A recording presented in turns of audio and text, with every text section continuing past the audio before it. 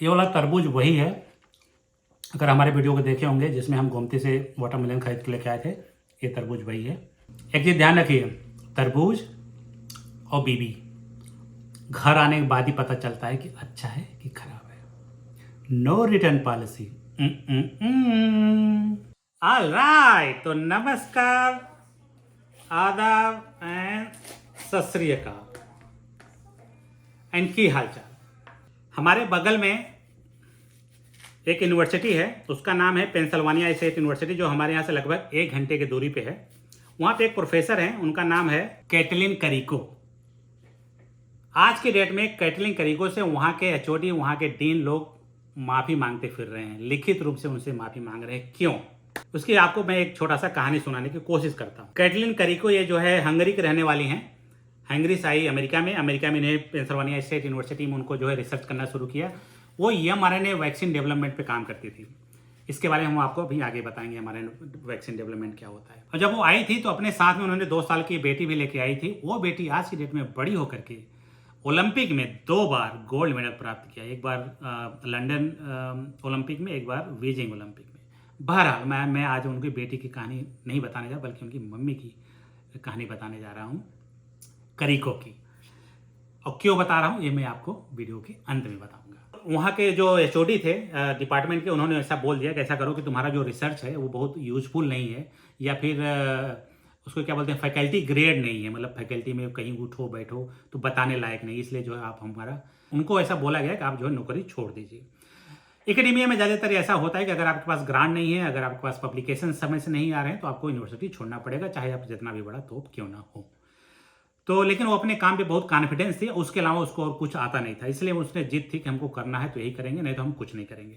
ऐसे में एंट्री होती है, वहाँ के एक डॉक्टर थे, उन डॉक्टर का क्या नाम था, डॉक्टर लेंजर। और डॉक्टर लेंजर जो है सोचते थे कि अगर हम अपने पेशेंट का इलाज हम mRNA वैक्सीन के हिसाब से करने लगे तो कैसा रहेगा। और जिस समय वो सोच रहे थे उसी समय उनकी मुलाकात हुई इनकी करिको से। तो बाद में पता लगा कि करिको को तो फायर किया जा रहा है। फिर उन्हें लगा कि यार तो mRNA पे भी काम कर रही है, मैं भी करना चाहता हूँ, तो अगर यहीं रहेगी तो अच्छा रहेगा। तो उन्होंने डिपार्टमेंट में जाके बोला कि नहीं, जो है इनको फायर मत कीजिए, यहाँ पे रहेंगे तो मेरे साथ रिसर्च में काम करेंगे तो मेरे लिए बड़ा अच्छा हो जाएगा। तो डिपार्टमेंट ने उनसे बोला कि अगर आपको काम करना है तो आपको जो है सैलरी कम करवानी पड़ेगी। तो वो मान गई। तो जो डॉक्टर क्रिक थी वो मान गई, उन्होंने सैलरी पे कम करके काम शुरू किया। आप समझ सकते हैं कि अमेरिका जैसे जगह पे जहाँ पे लोग प्रमोशन होता आगे बढ़ने के लिए, उन्होंने अपने जो है पैसा को डिमोट करवा लिया कि हमको पैसा कम दो सही है, लेकिन हम जॉब से नहीं छोड़ना चाहते हैं, हम अपना रिसर्च पे करना चाहते हैं। प्रोफेसर लेनेजर के साथ काम करते हुए दोनों का काम बहुत बढ़िया चल रहा था। उसके बाद लेनेजर जो है अपना जो है यूनिवर्सिटी छोड़ के चले गए किसी फार्मा कंपनी में। फिर बाद में फिर वो अकेली पड़ गई। जब वो फिर अकेली पड़ गई तो फिर उसका रिसर्च डाउनफॉल होने लगा। एक बार एक मज़ेदार घटना घटी उनके साथ कि एक बार जो है डिपार्टमेंट में एक प्रिंटर मशीन था, वहाँ पे लोग कमांड देते हैं अपने अपने कंप्यूटर से, वहाँ पे जा करके पेपर निकलता है।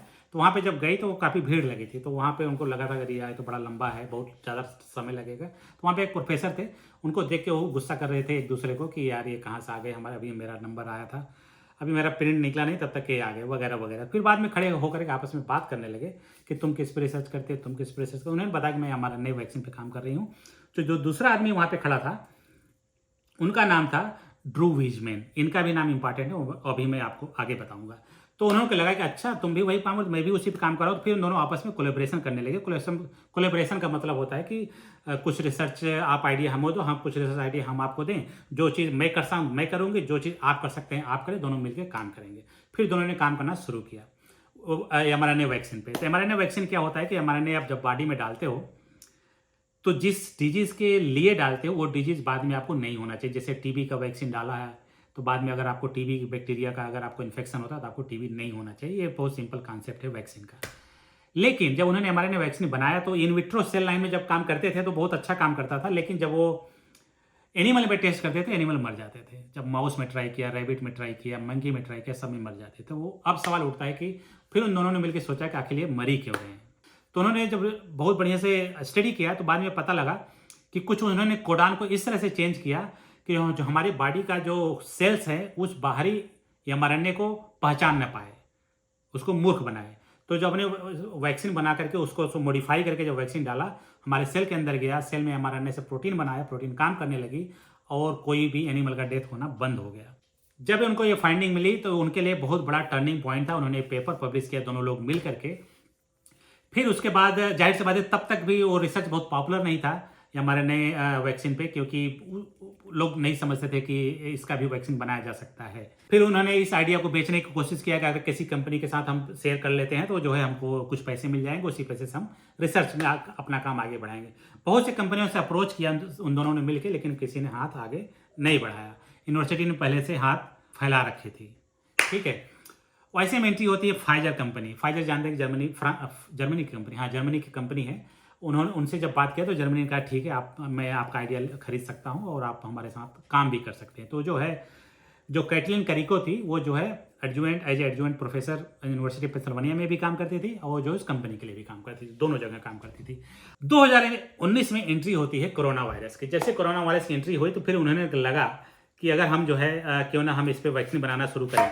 वैक्सीन बनाने के लिए जिस वायरस का आप वैक्सीन बना रहे हैं उस वायरस का जीनोमिक सीक्वेंस आपको पता होना चाहिए।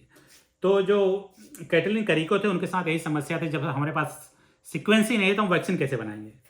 ऐसे में एंट्री होती है, चाइना के एक रिसर्च इंस्टीट्यूट ने पेपर पब्लिश किया जिसमें जो है कोरोना वायरस का जीनोमिक सीक्वेंस पब्लिश किया। वो जो है बहुत बड़ा टर्निंग पॉइंट था पूरे विश्व के लिए, जब उन सबको पता चल गया उसका सीक्वेंस। तो जैसा कि आप जानते हैं कि कोरोना वायरस में एक स्पाइक प्रोटीन होता है जिसकी वजह से लंग के सेल को बाइंड करता है, उसी के अंदर वो लंग की कोशिकाओं के अंदर घुस जाता है। और जैसे उनको ये स्पाइक प्रोटीन का सीक्वेंस पता चला, उसी के अगेंस्ट में उन्होंने वैक्सीन बनाया। कितने समय में? सिर्फ 1 घंटे में वैक्सीन बना दिया था उन्हें। जैसे सीक्वेंस उनके हाथ में आया उसके 1 घंटे के अंदर उन्होंने वैक्सीन बना दिया था।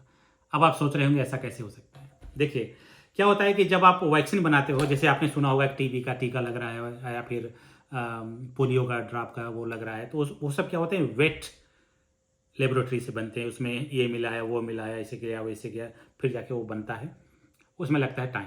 और जो mRNA वैक्सीन होता है वो mRNA एक प्रकार का एक DNA सीक्वेंस है या RNA सीक्वेंस है। अगर हमारे पास मशीन है अगर mRNA सिंथेसिस की मशीन, उसमें आप कोड डाल दो कि हमें इतना बड़ा mRNA चाहिए और बटन ऐसे दबा दीजिए, आधे घंटे के अंदर अब वैक्सीन बन के आपके हाथ में आ जाएगी।